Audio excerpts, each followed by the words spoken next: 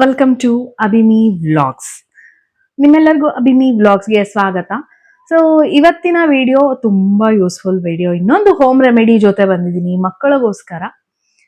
ಮಾಮೂಲಿಯಾಗಿ ಮಕ್ಕಳಿಗೆ 1 ವರ್ಷದ ಒಳಗಿನ ಮಕ್ಕಳಿಗೆ ಎಸ್ಪೆಷಲಿ ಏನಾಗ್ತಿರತ್ತೆ, ಕಾಲಿಕ್ ಆಗ್ತಿರತ್ತೆ, ಗ್ಯಾಸ್ ಪ್ರಾಬ್ಲಮ್ಸ್ ಆಗ್ತಿರತ್ತೆ, ಹಾಗೆ ಮೋಷನ್ ಪಾಸ್ ಮಾಡಕ್ಕೆ ತುಂಬಾ ಕಷ್ಟ ಪಡ್ತಿರ್ತಾರೆ. 1-2 days 3 days ಆದ್ರೂ ಮೋಷನ್ ಪಾಸ್ ಆಗಿರಲ್ಲ. ಇಂಥದಕ್ಕೆಲ್ಲ ಸಿಂಪಲ್ ಹೋಮ್ ರೆಮಿಡಿ ನಮ್ಮ ಮನೆಯಲ್ಲಿ ನಾವೇನ್ ಮಾಡ್ತಿದ್ವಿ ನಮ್ಮ ಮಕ್ಕಳಿಗೆ ಅನ್ನೋದನ್ನ ನಿಮ್ ಜೊತೆ ಶೇರ್ ಮಾಡ್ಕೊಳ್ಳೋಣ ಅಂತ.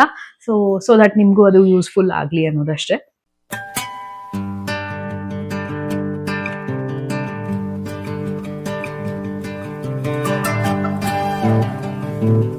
ಓಕೆ, ಏನ್ ಮಾಡ್ಬೇಕು?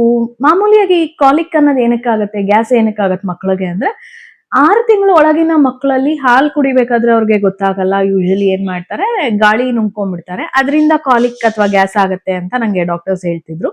ನಾನೇನ್ ಮಾಡ್ತಿದ್ದೆ, ನನ್ನ ಟ್ವಿನ್ ಬೇಬೀಸ್ಗೆ ಕಾಲಿಕ್ ಆದಾಗ ಅಂತಂದ್ರೆ ಮೊದಲನೇದಾಗಿ ನಾನು ಆದಷ್ಟು ಹೋಮ್ ರೆಮಿಡೀಸ್ ನ ಟ್ರೈ ಮಾಡ್ತಿದ್ದೆ. ವರ್ಕೌಟ್ ಆಗ್ಲಿಲ್ಲ ಅಂತಂದಾಗ ಪೀಡಿಯಾಟ್ರಿಷಿಯನ್ ಹತ್ರ ಹೋಗಿ ಡ್ರಾಪ್ಸ್ ಬರ್ತಿತ್ತು, ಕಾಲಿಕೇಡ್ ಅಂತ ಡ್ರಾಪ್ಸ್ ಬರ್ತಿತ್ತು. ಆ ಡ್ರಾಪ್ಸ್ ನ ಹಾಕ್ತಿದ್ದೆ. ಅದಕ್ಕೂ ಮುಂಚೆ ಫಸ್ಟ್ ಏನ್ ಮಾಡ್ತಿದ್ದೆ, ಮಕ್ಕಳಿಗೆ 3 ತಿಂಗಳು ಆದ್ಮೇಲಿಂದ ಸೈಕ್ಲಿಂಗ್ ಮಾಡ್ಸಕ್ಕೆ ಸ್ಟಾರ್ಟ್ ಮಾಡ್ತಿದ್ದೆ. ಅಂದ್ರೆ ಹೊಟ್ಟೆ ಮಸಾಜ್ ಮಾಡೋದು, ಸೈಕ್ಲಿಂಗ್ ಮಾಡಿಸೋದು, ಅದರದ್ದೆಲ್ಲ ನಿಮ್ಗೆ ಒಂದು ಸಿಂಪಲ್ ಸ್ಯಾಂಪಲ್ ವಿಡಿಯೋನ ನಾನು ನಿಮ್ಗೆ ಹಾಕಿರ್ತೀನಿ. ಆ ಸೈಕ್ಲಿಂಗ್ ಹೆಂಗೆ ಅಥವಾ ಇದು ಮಸಾಜ್ ಹೇಗೆ ಅಂತ. ILU ಅನ್ನೋ ಒಂದು ಇದರಲ್ಲಿ ಮಸಾಜ್ ಮಾಡ್ತಿದ್ದೆ. ಸೊ ಅದು ಕೂಡ ತುಂಬಾ ಬೇಗ ಹೀಲ್ ಆಗ್ತಾ ಇತ್ತು, ತುಂಬಾ ಬೇಗ ರಿಲೀಫ್ ಕೊಡ್ತಾ ಇತ್ತು ಮಕ್ಕಳಿಗೆ ಗ್ಯಾಸ್ ಇಂದ. ಇಲ್ಲ ಅದಾಗಲ್ಲ ಅಂತಂದ್ರೆ ಇನ್ನೊಂದು ಮೇಜರ್ ಸಿಂಪಲ್ ಮುಂಚೆ ಕಾಲದಿಂದ ಏನ್ ಮಾಡ್ತಿದ್ರು ಅಂತಂದ್ರೆ, ಮಕ್ಕಳಿಗೆ ಕಾಲಿಕ್ ಅಥವಾ ಗ್ಯಾಸ್ ಆಗಿದೆ, ತುಂಬಾ ಅಳ್ತಾ ಇದಾರೆ, ಏನಕ್ಕೆ ಅಳ್ತಿದಾರೆ ನಮಗ್ ಗೊತ್ತಾಗಲ್ಲ, ಹೊಟ್ಟೆ ಮುಟ್ ನೋಡ್ಬೇಕು ಮೊದ್ಲು. ಹೊಟ್ಟೆ ಗಟ್ಟಿಗಿದೆ ಅಂದ್ರೆ ಅವರು ಮೋಷನ್ ಪಾಸ್ ಮಾಡಕ್ಕೆ ಕಷ್ಟ ಆಗಿ ಅಳ್ತಿದ್ದಾರೆ ಅಂತ, ಅಥವಾ ಬ್ಲೋಟಿಂಗ್ ಇದ್ರೆ ಗ್ಯಾಸ್ ಆಗಿದೆ ಅಥವಾ ಕಾಲಿಕ್ ಆಗಿದೆ ಅಂತ ಅನ್ಕೋಬೇಕು. ಸೊ ಏನ್ ಮಾಡ್ಬೇಕು ಇದಕ್ಕೆ? ಸಿಂಪಲ್ ಆಗಿ ಮಕ್ಕಳನ್ನ 6 ತಿಂಗಳ ಒಳಗಿನ ಮಕ್ಕಳಿಗೆ ನಾ ಹೇಳ್ತಾ ಇರೋದು. ಈ 6 ತಿಂಗಳ ಒಳಗಿನ ಮಕ್ಕಳನ್ನ ಏನ್ ಮಾಡ್ಬೇಕು, ನಮ್ಮ ಭುಜದ ಮೇಲೆ ಹಾಕೊಂಡು ಬೆನ್ ನೀವ್ಬೇಕು.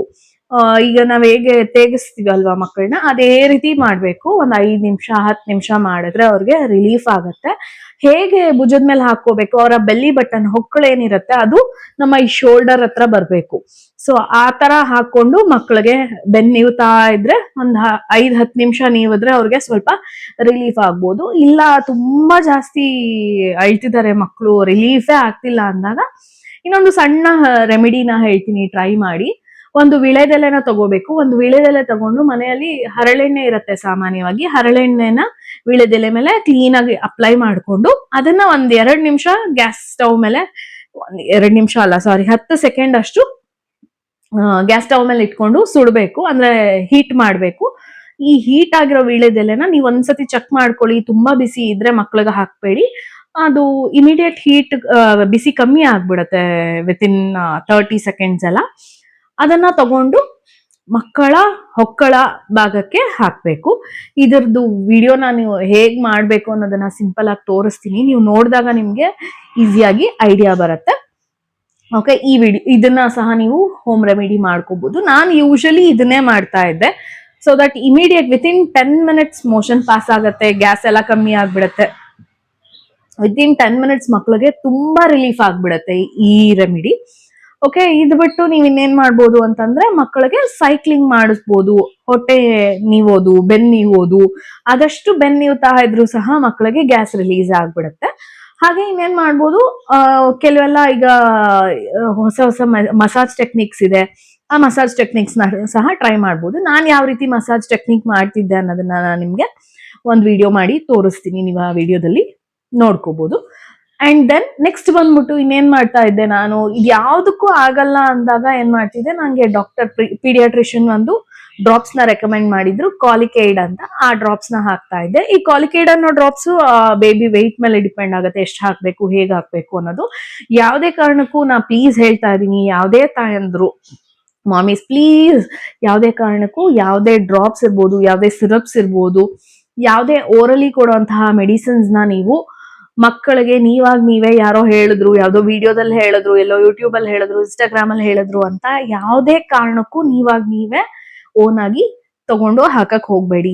ತುಂಬಾ ಜನ ಮಾಡ್ತಾರೆ, ನಾನು ನೋಡಿದೀನಿ ಮೆಡಿಕಲ್ ಶಾಪ್ಸ್ ಅಲ್ಲಿ ಬಂದ್ಬಿಟ್ಟು ಮಗುಗೆ ತುಂಬಾ ಹೊಟ್ಟೆ ನೋವ್ತಾ ಇದೆ, ಏನಾದ್ರೂ ಮೆಡಿಸಿನ್ ಕೊಡಿ, ಮಗುಗೆ ಜ್ವರ ಬಂದಿದೆ ಮೆಡಿಸಿನ್ ಕೊಡಿ. ದಯವಿಟ್ಟು ಆ ಕೆಲಸ ಮಾಡಬೇಡಿ.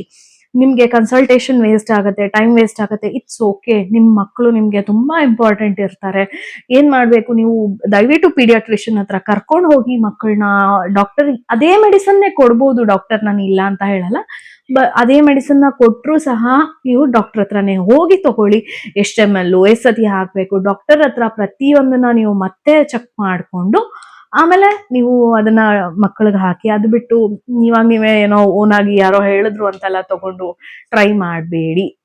ಹೋಮ್ ರೆಮಿಡೀಸ್ ಮಾಡ್ಬೋದು, ಅದು ನಿಮ್ಗೆ ಏನು ಸೈಡ್ ಎಫೆಕ್ಟ್ಸ್ ಆಗಲ್ಲ ಅನ್ನೋದನ್ನ ಮಾಡ್ಬೋದು. ಬಟ್ ಓರಲಿ ಕೊಡುವಂತಹ ಮೆಡಿಸಿನ್ಸ್, ನಾವೇನು ಮೆಡಿಸಿನ್ಸ್ನೆಲ್ಲ ಕೊಡ್ತೀವಿ, ಅಲೋಪತಿ ಮೆಡಿಸಿನ್ಸ್, ಅದು ಯಾವ್ದನ್ನು ನೀವು ಓನ್ ಆಗಿ ಕೊಡಕ್ ಹೋಗ್ಬೇಡಿ. ಯಾರೇ ಹೇಳಿದ್ರು ಕೊಡಕ್ ಹೋಗ್ಬೇಡಿ. ಓಕೆ.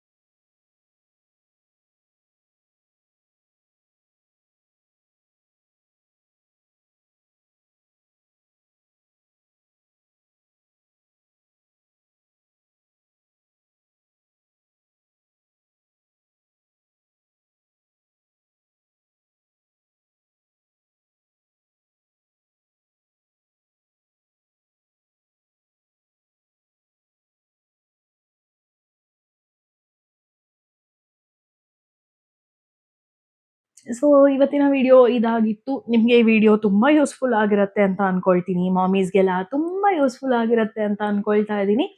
ಸೊ ಈ ವಿಡಿಯೋ ನಿಮ್ಗೆ ಇಷ್ಟ ಆಗಿದೆ ಅಂತ ಅನ್ಕೊಳ್ತೀನಿ. ನೀವು ನಿಮ್ಮ ಮಕ್ಕಳಿಗೆ ಗ್ಯಾಸ್ ಕಾಲಿಕ್ ರಿಲೀಸ್ ಮಾಡಕ್ಕೆ ಏನ್ ಮಾಡ್ತೀರಾ ಅನ್ನೋದನ್ನ ಕಮೆಂಟ್ ಸೆಕ್ಷನ್ ಅಲ್ಲಿ ಕಮೆಂಟ್ ಮಾಡಿ ಅಂತ ಹೇಳ್ತಾ ಮತ್ತೆ ಸಿಗ್ತೀನಿ. ಅಲ್ಲಿವರೆಗೂ ಟೇಕ್ ಕೇರ್, ಬಾಯ್, ನಮಸ್ಕಾರ.